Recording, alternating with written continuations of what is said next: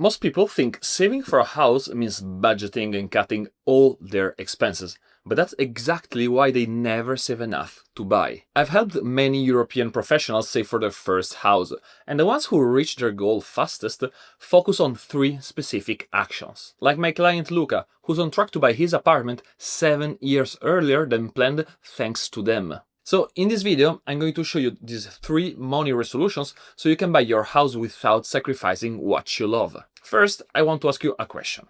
What if the moment you think you're ready to buy a house, when you think you've saved enough, you actually realize you don't have enough? That's what happened to my client Marco. When he came to me, he was excited. He was ready to start looking at apartments. He had saved 30,000 euros, which was enough for the down payment, but not for all the hidden acquisition costs, legal fees, agency fees, taxes, and then there was renovation and furniture, which he had underestimated. When we added it all up, Marco didn't just need 30,000, but 60,000. His timeline was pushed back by 7 years.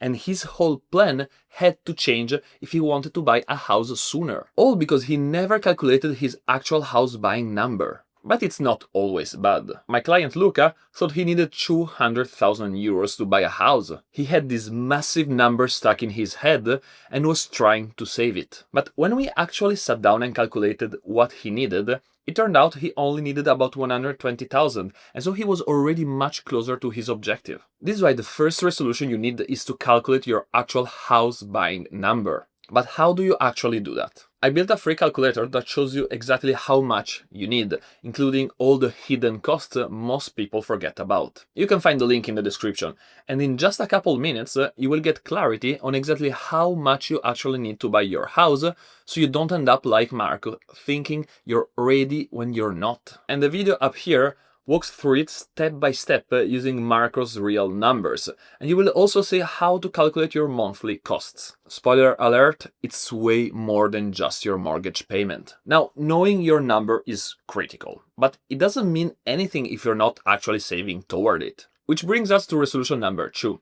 which helped my client Luca triple his savings in 1 year. His objective was clear, but he still didn't have enough money. Over the previous 3 years, he had saved only 15,000 euros, and he was nowhere near having enough to buy. The thing is, he was saving wrong. Every single month, he would earn his salary, spend on his expenses, and then at the end of the month, he would save whatever was left. Sometimes it was 1,000 euros, sometimes 200, sometimes nothing. And so, even if he was earning well, he was only saving 400 euros per month, way less than he could. So here's what we changed. We set up an automatic transfer to his savings account for the day after he would receive his salary. Not the end of the month, the beginning. And thanks to this single change, he started saving more and more, to the point where in just 1 single year, he went from 15,000 euros to 50,000. That's why the second resolution you need is to set up an automatic transfer the day after payday. This way, you will save the amount you want no matter the month, and you will stop wasting money on things you don't even care about. But how much should you save? It depends on your house buying number and your timeline. Let's say you need to save 36,000 euros over the next 3 years. That's 36 months. So 36,000 divided 36 equals 1,000 per month. That's what you need to save. So just do your own math and you will know how much you should be saving. And if that number feels impossible right now, resolution 3 will show you how to close that gap. And where should you put this money? To buy a house, you have 2 options. If you're buying in less than a year, keep it in a high yield savings account. It's safe, liquid, and earns around 2% per year. If your timeline is closer to 2 or 3 years, or even longer, you can invest in short-term bonds. They're still safe, though less liquid and can fluctuate, but they can give you returns of 3 to 3.5%. Either way, automate it.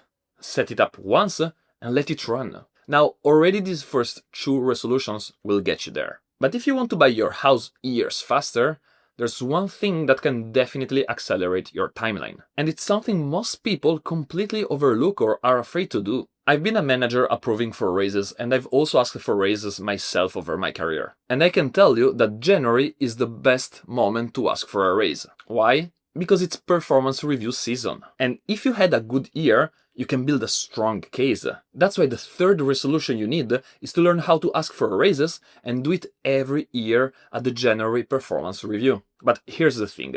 You can't just walk in and say, I worked hard, I deserve a raise. Everyone thinks they worked hard. What matters is impact. Did the business get better because you were there? Because what companies really care about is return on investment. They don't pay you more because you need it. They pay you more because you make them more money than they pay you. So what does impact actually look like? Once I built a tool that saved my colleagues and me 4 hours of work per week. What used to take 4 hours now took 20 minutes. That's time that we reinvested in the business, which means higher productivity. If you're in marketing, maybe you reduce the cost per client. If you're in operations, maybe you found a way to cut costs or improve a process that saved the company money. If you're in sales, maybe you closed more deals than anyone else on your team. These are the things that matter. These are the reasons companies give raises. So here's how to do it. First, prepare your case. Write down what you delivered this year. Be specific. Show the impact. Second, make it clear you will continue providing value. Companies don't invest in the past, they invest in the future. Third, ask clearly. Treat it like a negotiation where everyone wins. You get a better salary, they get a higher return on their investment in you. And fourth, if they say no, ask what you need to do to earn the raise. Get it in writing. Get clear objectives. And if even after you've delivered all that you still don't get a raise, it's probably a signal that your company just doesn't want to give raises, and you should look somewhere else to increase your salary. So these 3 resolutions will definitely get you closer to owning your home. But if you want to know exactly how to save for your house as fast as you can, you need that system that guides you step by step. And that's exactly why in this next video, I will show you the same system I teach my clients to save for a house in Europe, so that you will have everything you need to save for your own house.